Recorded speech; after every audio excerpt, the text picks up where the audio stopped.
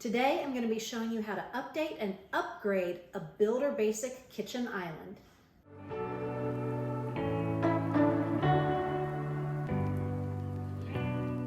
Welcome to our channel, Simply Two Moms. I'm Anne, one of the writers on our blog, and I blog with my bestie, Anne Marie, who lives right across the street.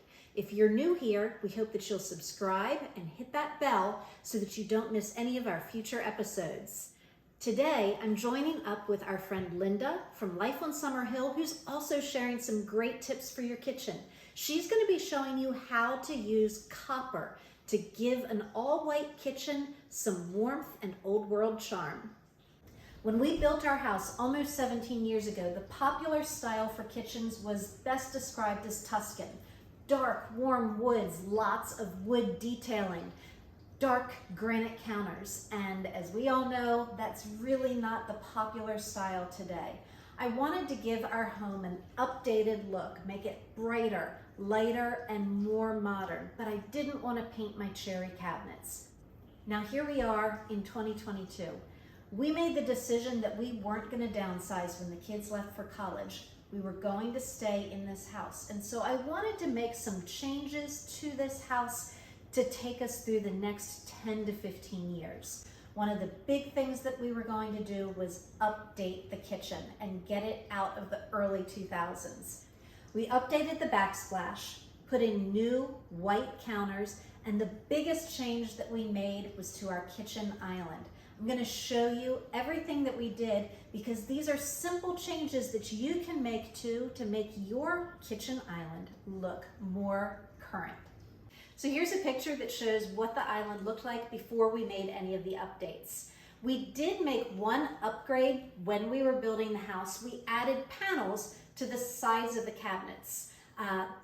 We loved that that gave a more custom look and a more finished look to the kitchen, including the island. However, there were no panels added along the front. This was the most visible part of the kitchen. However, it had just a sheet of veneer. We lived with that for 16 years, but when we decided to make the updates to the kitchen, we decided that we were going to add some panels to the front of the island. We wanted to break up some of the wood in the kitchen, and since I didn't want to paint the cabinets themselves, I decided I would concede and paint one set of cabinets, and that was the island. That decision was one of the best ones that I've made because it gave a whole new look to the kitchen island.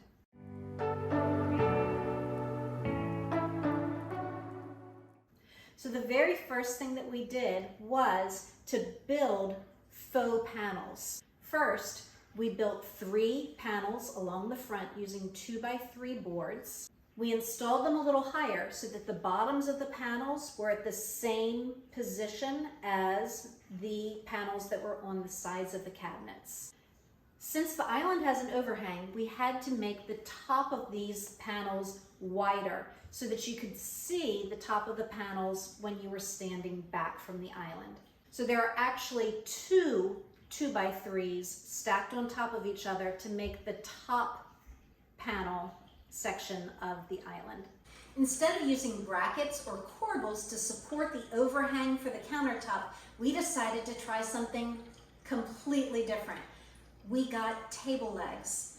The table legs give the island a completely different look. It makes it look completely custom and more like a piece of furniture than just builder-grade cabinets with a countertop stuck on top.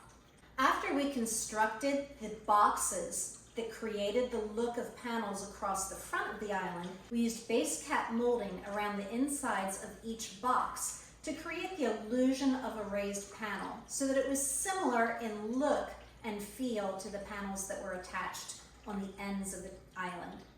After all of the trim had been added and the table legs attached, it was time to paint the island. I decided between 3 different paint colors and ended up choosing Revere Pewter mixed at 75% lighter intensity. My entire downstairs is painted Revere Pewter, so by using this color, I knew for sure that it was going to go with the rest of the look of my home.